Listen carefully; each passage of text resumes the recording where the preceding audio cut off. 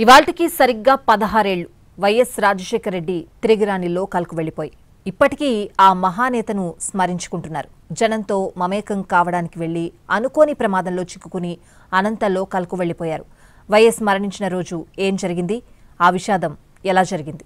September 2, 2009 ఉమ్మడి ఆంధ్రప్రదేశ్ రాష్ట్రానికి రెండోసారి ముఖ్యమంత్రిగా ఎన్నికైన వైఎస్ రాజశేఖర రెడ్డి పల్లె ప్రజల గుండె చప్పుడు వినేందుకు ముందుకు కదిలిన రోజు. ప్రజా సమస్యలను నేరుగా అడిగి తెలుసుకునేందుకు రచ్చబండకు బయలుదేరారు. అదే ఆయన చివరి ప్రయాణమైంది. ఆయన ఏ పని ప్రారంభించినా చేవెళ్ల నుంచే శ్రీకారం చుట్టేవారు. కానీ ఆ రోజు రచ్చబండకు మాత్రం చేవెళ్ల వేదిక కాలేదు. సెప్టెంబర్ 2న నెల్లూరు, చిత్తూరు, ప్రకాశం జిల్లాల్లో రచ్చబండ కార్యక్రమానికి శ్రీకారం చుట్టారు. సెప్టెంబర్ 2, 2009న తెల్లవారుజామున సమయం 4:30 నిద్రలేచిన వైఎస్ 4:55 రచ్చబండ కార్యక్రమానికి ఎక్కడికి వెళ్లాలో నిర్ణయించుకుని అధికారులకు తెలియజేశారు. 5 గంటలకు చిత్తూరు జిల్లా కలెక్టర్ ఆఫీసుకు సమాచారం అందించారు. వైఎస్ ప్రయాణించేందుకు హెలికాప్టర్ బెల్ 430ను సిద్ధం చేశారు.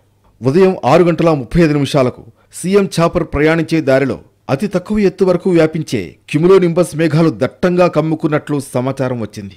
ఈ పరిస్థితుల్లో విమాన ప్రయాణం అత్యంత ప్రమాదకరమని అధికారులు హెచ్చరించారు. ముందే నిర్ణయించుకున్న షెడ్యూల్ ప్రకారం వైఎస్ ఆ రోజు ఉదయం 7:20 బేగంపేట చేరుకుని అక్కడి నుంచి చిత్తూరుకు హెలికాప్టర్లో బయలుదేరి 9:35 డెస్టినేషన్ చేరుకోవాల్సి ఉంది. వాతావరణం సరిగా లేదని మెట్ ఆఫీస్ రిపోర్ట్ రావడంతో సీఎం ప్రయాణం కొద్దిసేపు వాయిదా పడింది. ఉదయం 8:12 వాతావరణం అనుకూలంగా ఉందంటూ మరో సమాచారం. వెంటనే ప్రయాణానికి సిద్ధమయ్యారు.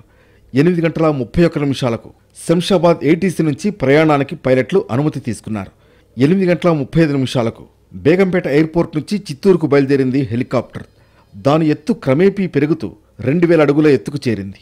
శంషాబాద్ ఏటీసీతో పైలట్లు కమ్యూనికేట్ చేస్తూనే ఉన్నారు. హెలికాప్టర్ శంషాబాద్ దాటి చిత్తూరు వైపు గంటకు 220 నాటికల్ మైళ్ల వేగంతో దూసుకుపోతోంది. ఏటీసీతో దూరం పెరుగుతున్న కొద్దీ సిగ్నల్ క్లియర్గా అందుకోవాలంటే మరింత ఎత్తుకు వెళ్లాల్సి ఉంటుంది.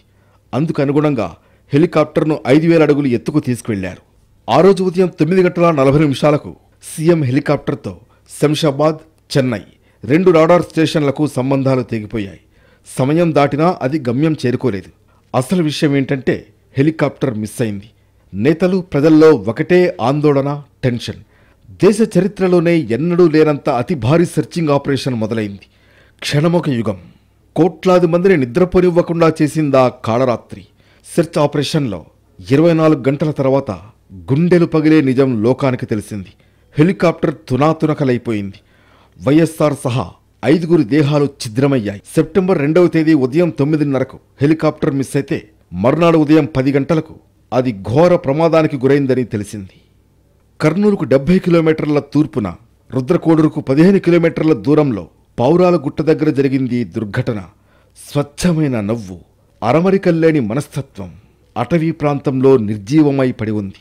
మేరు పర్వతం లాంటి వ్యక్తి ఒక చిన్న మాంసపు ముద్దగా మహావిషాదంగా మిగిలిపోయారు. మహానేత ఇక లేరన్న వార్త విని జనం గుండె బద్దలైపోయింది. ఈ దుర్ఘటన జరిగి నేటికి సరిగ్గా 16 ఏళ్లు గడిచిపోయింది. అయినా ఆయన రాష్ట్రానికి, ప్రజలకు చేసిన సేవలు, పథకాలు చిరస్మరణీయంగా మిగిలిపోయాయి. వైఎస్ రాజశేఖర రెడ్డిని గుండెల్లో పెట్టుకుని ఇప్పటికీ దేవుడిలా కొలుచుకుంటున్నారు.